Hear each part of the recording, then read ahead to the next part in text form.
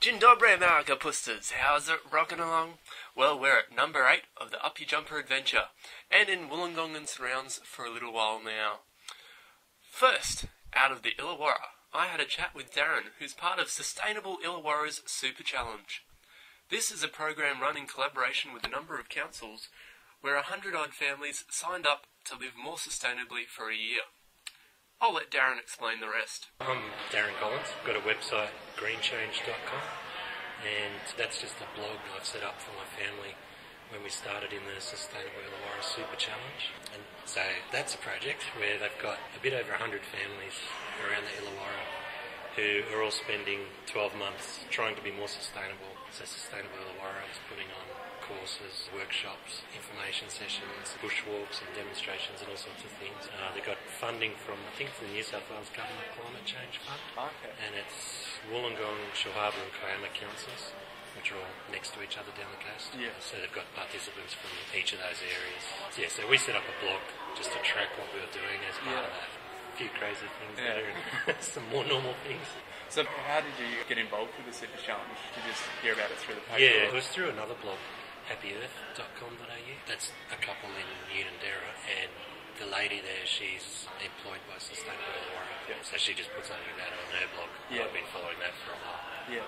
So before you became part of the Super Challenge, were you thinking about... Yeah, thinking. Thinking, but not actually doing anything. Yeah, lots of thinking and not much doing. Yeah, so we started off like with pretty big energy consumers and pretty big water consumers. I've got a family of 5, so me and my wife and 3 little kids. Yeah. They're only aged 4, 5 and 7. So yeah, we go through baths and kids leaving lights on and all that kind of stuff. Yeah. Like I've been reading a lot of books and a lot about permaculture. Yeah. We had a garden and grew a few veggies and that kind of stuff. Yeah. Nothing more than the average family might do. Yeah. So the Super Challenge has been a good catalyst to sort of get you into it and definitely get you motivated. And because so part of that you filled out when we first started on the Super Challenge. You fill out a survey with what you'd like to achieve and where you're currently at in water, energy, electricity and gas, how much you consume of all of those, what the level of awareness is in lots of different areas. Yeah. So then they've just had another survey now. It's about the 6-month mark, I suppose, and then they'll have another one at the end to gauge people's progress. Yeah. And how regularly do you meet? Do you meet as a group of the 100 families? Or no, they've only had sort of 2 get-togethers so far. They had a launch, and then just last week they had another get-together. I think that's one of the good things. Like, it forms a network of people in your own community. So sometimes you join internet forums and that, but you're the only weirdo in your community. Yeah. So it's good to find local people doing the same kind of things. Yeah. You don't feel so strange. Yeah. And it'd be a good way to sort of draw everyone out so you can actually find out, there's another dude that's got too many chickens or something. He'll give you some chickens or swap seeds.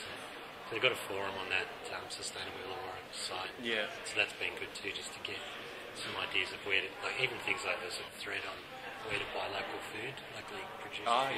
Yeah, so the way it's created the network and also the way to share information easily is been really useful. So it's still got the online stuff so you can spread stuff quickly and share it easily, but having it local lets it be more relevant for integrating stuff into your own life and finding local resources, because I think that's always the problem. Yeah. When you're in part of an international forum or something, you say, I wish there was something like that near me. Through all this stuff, like I've found all sorts of things that I never knew existed locally. Like there's a Seed Savers group, there's the Dapto Community Farm, there's a couple of other bloggers that I've met, there's a Slow Food Network locally.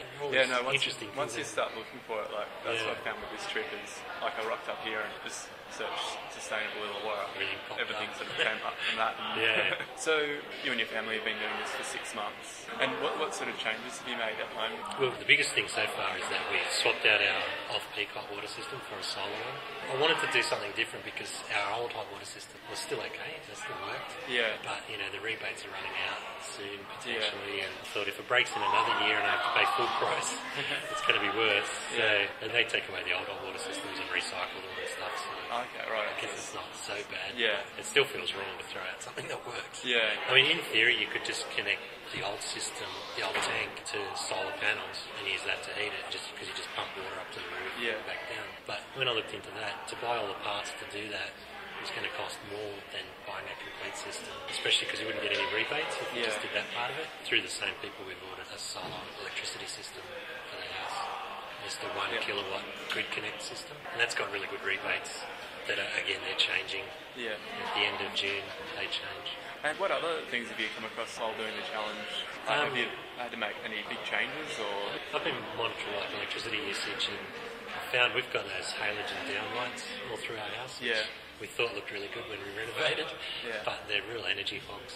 Yeah. I was surprised how much they're using, so I want to find a solution for that. I'm still experimenting with it. It turned out that when we renovated our house, it was pretty good for passive solar, so we don't have air conditioning and we don't need heating much, and we insulated everything. So it's just worked out really well for all that. I don't know if you know about BASIX. Do you have that in Victoria? What? BASIX, BASIX. No. So it's like a building code. Whenever you build a new house, you've got to meet a certain number of BASIX points, and it's all to do with energy efficiency. Yeah. I think the basic idea of the program is that a new house should use 25% less energy than traditional houses. Yeah, so that's definitely made new houses a bit greener. Yeah. Although they still all seem to put in massive air conditioning systems. Yeah. All that stuff. So, I don't know. They build a greenhouse, but they still live pretty high on the energy index. How have your family found the challenge? So the kids just think it's normal because they're little. They don't know any different. My wife and I, we found it fun and interesting, just experimenting with different things. We made some laundry soap this week. We just found, you could use Lux Flakes and borax and stuff to mix up your own laundry gels. Things like that. It's kind of fun to just try and see how it works. Yeah. Is this something you reckon you'd keep doing? Or I think we will with that one. Yeah, because it's a lot cheaper. Yeah. And it's really no effort at all to do. Yeah. It seems to clean just as well. We've got the veggie garden going more. Yeah. Using that more. We've got chooks, so we get eggs from them. Yeah. And we planted a whole stack of fruit trees out the front. But they'll take a few years to come online and stuff. So the kids are looking forward to all that kind of thing, and they get involved in the garden. Yeah. So it's been pretty good. Yeah. I was reading on the blog you've been picking lily berries or... Lily pillies, I've just been keeping an eye out for stuff that grows on the side of the road, and I found some peach trees near our house too that are just growing on the side of the road in the middle of the bush. So I harvested some of them and cooked them up. Yeah. And the lily pillies as well, they're a native plant. So there's a tree just down here actually at the uni. It's got lily pillies all over it. My mate and I picked them, and he made some jam, and I made a few other things like stuffed chicken breast with the lily pillies. A friend in Perth was telling me about this, I think it's a Canadian thing they did where they made a map of fruit trees that are overhanging. They're all fruit map. Yeah, I've actually done that in Google Maps as well. Oh, okay, right. I've only got about a dozen or so trees on it. Because there's a few lemon trees and stuff around too that are just growing on the side of the roads. Yeah. There's a few stands of bamboo too that the council has to hack back every so often. So I'm sure nobody minds you just going and cutting some of that and using that for trellis and things in the garden. Yeah, I've done that. I'm from Albury originally. Oh yeah. And we have this raft race on Australia Day. We built a stupid looking raft. We needed some bamboo for that, so we just went down the road and shut it out. Fine, so and there's like horse stable. They just give away all the stable suite. Yeah, my dad does that. Yeah, so a few things like that. I've just put them on a Google map. I'd like is that something that people can add to? Because that'd be a good thing if you could sort of post it up there, and then other people could add. Yeah, that's right. That's what I'd like. Yeah. And then eventually it could just cover whole parts of the state or towns all over the place. Yeah, and we've just started building one of these chest fridges. Oh yeah, I was reading about that on your blog. Yeah. It's like a super efficient fridge. Yeah. Where you convert a chest freezer to work as a fridge. So I'm hoping that works well. I've got to trial it and see if I can get my wife's approval.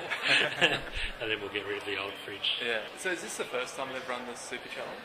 Yeah, it is, I think that's one of the things with Sustainable Illawarra that it was a way for me to find out what was out there. Yeah. Because I had actually gone around and looked for community gardens and couldn't find anything. And couldn't find any sort of groups that were interested in those kind of things. Yeah. So I just figured it wasn't out there. Yeah. But it's just that a lot of those things are not online and not very well publicised. Yeah. But, you don't realise what's out there until you find a local project like that. Yeah.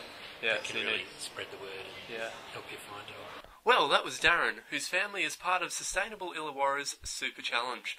For more information on the Super Challenge and what Sustainable Illawarra are up to in general, suss out the website at www.sustainableillawarra.com.au.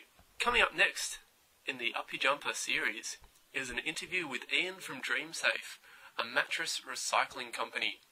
But till next time, get into it and get out there. Catch us later.